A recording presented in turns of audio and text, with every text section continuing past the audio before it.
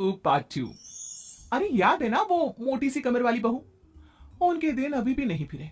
वो फिर एक बार अपनी कमर को लेकर चर्चा में है। कैसे? देखिए। क्या करूं, मेरी मोटी कमर का सब मजाक उड़ाते हैं। माँ जी तो ऐसे करती है जैसे मैं कोई डायन हूँ।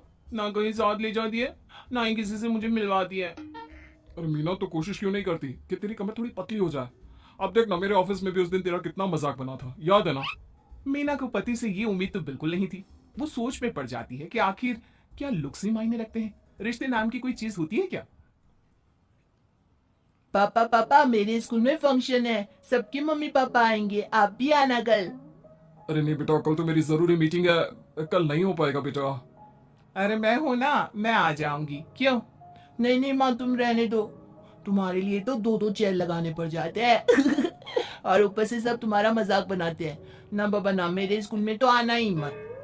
मीना का दिल तो ये सोचकर और छोटा हो जाता है। वो किचन में जाती है और खाना बनाने लग जाती है। खाना बनाते बनाते उसे मुन्ने की जोर से रोने की आवाज आती है। अरे क्या हो गया मेरे बेटे को? मेरा बच्चा गिर गया है। कितनी बार कहा है कि भागा दौड़ी ना किया कर। मीना जल्दी से बच्चे को उठाती है, उसे कमरे में ले जाती है और सुला देती है। माँ, कल मैं गिर गया था तो किसी ने मुझे नहीं उठाया। सब मुझे डांट रहे थे, लेकिन तुमने मुझे उठाकर यहाँ बेड पर लिटाया। और रात भर तेरी कमर में मालिश भी करती रही। तभी तो मैं आज स्कूल के फंक्शन में जा रहा हूँ, नहीं तो कैसे जाता। अच्छा माँ, मैं जा रहा हूँ। बेटा स्कूल चला जाता है। उधर सास। बहू, वो क्या है ना, आज मैंने घर में कीर्तन रखा है। तेरी कमर के कारण मैंने सबको बोल दिया है कि तू मायके गई है। तू जानती है ना कैसे तेरा मजाक बनाते हैं सभी। बहू कुछ नहीं कहती।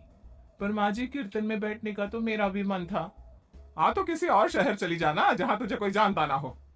वहीं किसी मंदिर में बैठ कर ले लेना हरि का नाम। अच्छा जा, जल्दी से काम पर लग जा। मीना को सास की बात पर रोना आता है। लेकिन देखिए, किया भी क्या जा सकता है। हमारे यहाँ तो ये रिवाज है ना, जिसका चेहरा अच्छा वो राजा, नहीं तो सब रंग। घर में औरतें आने लगती है, सब एक एक कर कीर्तन में बैठ जाती हैं। अरे मुन्ना, जा तो किचन में मैंने प्रसाद बनाकर रखा है, ले आ। अरे क्या क्या कर लेती हो बहन जी। एक तुम्हारी बहू है, बस कमर का कमरा बनाए बैठी है। ये नहीं कि ससुराल में रहकर काम काज निपटाए। जब देखो तब मायके की हवा खाने पहुंची रहती है। तभी दूसरी कहती है। मैंने तो घर में मना कर दिया था कि कोई खाना नहीं खाना। बहन जी के घर कीर्तन है, मैं सबका खाना लेकर आऊंगी। लेकिन यहाँ तो लग रहा है कि प्रसाद के भी लाने पड़े हैं। अरे कर दी ना पागलों वाली बात, खाना भी बना कर रखा है मैंने।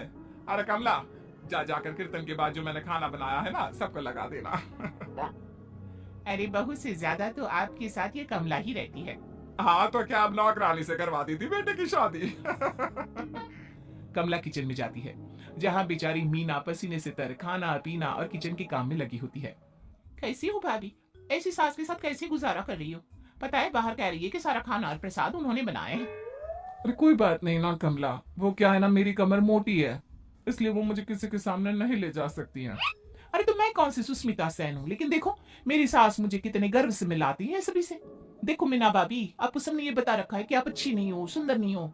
लेकिन बात ये कि आपका चेहरा इतना प्यारा है कि क्या कहूँ। पता है भाभी, आपके चेहरे के नूर से तो सारा मोहल्ला रोशन है। मीना को बहुत दिनों के बाद किसी के प्यार के दो बोल सुनने मिले थे। वो खुश हो जाती है और कमला से दिल से बात करने लगती है। पता है कमला, जब मैं कॉलेज में थी ना, तो एक बार मेरी तस्वीर अखबार में छपी थी। मैं फूलों की प्रदर्शनी देखने गई थी, तो वहां किसी ने फूल के साथ मेरी फोटो खींची थी और लिखा था फूल से भी सुंदर। लेकिन अब अभी भाभी आप ऐसी ही हो, फूल से भी सुंदर। अरे कमर मोटी है तो क्या हो गया? क्या सब में सारी खूबियां होती है? अपनी सास को ही देख लो, ऐसा लगता है जैसे चूल्हे में कोयला जल गया हो। भैया भी माना पतले हैं, लेकिन है तो माँ की तरह काले ही ना। वो तो भला हो भगवान का कि मुन्ना आ पर गया है, गोरा और सुंदर। मीना को कमला की बात समझ में आ रही थी। पहली बार किसी ने उससे अच्छे से बात की थी तो उसे रोना आ जाता है। भाभी एक काम करो ना, कुछ दिन के लिए मायके होकर आओ। यहाँ तो ना भैया को आपकी कदर है, ना ही सास को। और बेटा भी आपको इन लोगों के कहने पर दूर ही रखता है। मीना को कमला की बात ठीक लगती है। सारा कीर्तन निपट जाता है। उसके बाद, अरे बहन जी मान गए। इतना सारा खाना और प्रसाद बनाने के बाद भी आपको देख के लगता नहीं कि आप एक बूंद भी थकी हो। बिल्कुल फ्रेश। बस बहन जी, मैं तो हूँ ही कुछ ऐसी ही। सभी चले जाते हैं, तब जाकर मीना किचन से बाहर आती है। अरे कहाँ जा रही है? थक गई हूँ मैं, चाय लेकर आ जा। माँ जी चक्कर आ रहा है, सर दुख रहा है, कब से किचन में बंद थी। गर्मी में पसीना भी बहुत आ रहा था। जरा कमरे तक जाकर पसीना सुखा लूं। अरे तो होती ना कम सिन कमर की मालकिन, बिठा देती मैं सबके सामने। अब क्या आपने बेइज्जती कराती? बस माँ जी मैं तंग आ गई हूँ, मैं अपने मायके जा रही हूँ। जब मेरा होना आप लोगों को इतना अखरता है तो मैं क्यों यहाँ रहूं? क्यों ना मैं माँ के पास जाकर आराम ही करूं।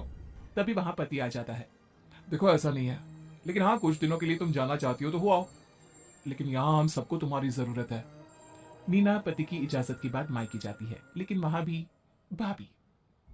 अरे मीना दीदी, आज ही आना था क्या आपको? आज तो मेरे मायके वाले आ रहे हैं। दीदी आपकी कमर का मजाक फिर बनाएंगे वो लोग।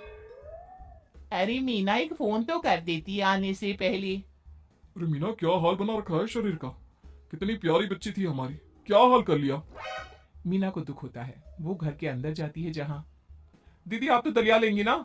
सबके लिए वैसे आलू के पराठे बने हैं, मैं जानती हूँ आपके फेवरेट हैं आलू के पराठे, लेकिन अब आपका शरीर ऐसा है कि आप तो दलिया ही खाओ। मीना को समझ में नहीं आ रहा था कि ये क्या हो रहा है। हर कोई जो अपना है वो क्यों उससे ऐसा व्यवहार कर रहा है। मीना दुखी होकर पास में रहने वाली अपनी सहेली के घर जाती है। सहेली का पति बोल पड़ता है, अरे ये कौन है? कौन है ये? मुझे इसी की तो तलाश थी। मीना उसके पति के इस तरह के रिएक्शन से परेशान होकर वापस जा रही होती है कि अरे मीना, बिना मिले ही जा रही हो? ये तुम्हारे पति है ना, ऐसे कैसे चिल्ला रहे हैं मुझे देखकर? पता नहीं क्यों जी, मेरी सहेली को देखकर क्यों चिल्ला रहे हो? अरे रीना, मेरी फिल्म की हीरोइन मिल गई। यही तो है वो लड़की, प्यारी सी सुंदर सी मोटी कमर वाली। अरे हाँ, मीना तो बिल्कुल उस लड़की जैसी है जो आपकी फिल्म की कहानी है। ये क्या बोले जा रहे हो तुम लोग? मीना मेरे पति बहुत बड़ी फिल्म के डायरेक्टर है, पता है ना तुम्हें? और मैं एक बहुत बड़ी फिल्म बना रहा हूँ शाहरुख खान के साथ। मैं चाहता हूँ कि तुम उसकी हीरोइन बनो। हाँ मीना हाँ, प्लीज ना मत कहना, और इसके लिए तुम्हें करोड़ों रुपया भी मिलेंगे। मीना मन में सोचती है कि जो दुनिया उसे मोटा और भद्दा कहती थी, उसे जवाब देने का यही एक रास्ता है। मीना फिल्म में काम करने के लिए हाँ कर देती है, और फिर सारे शहर में मीना की फोटो शाहरुख खान के साथ लग जाती है।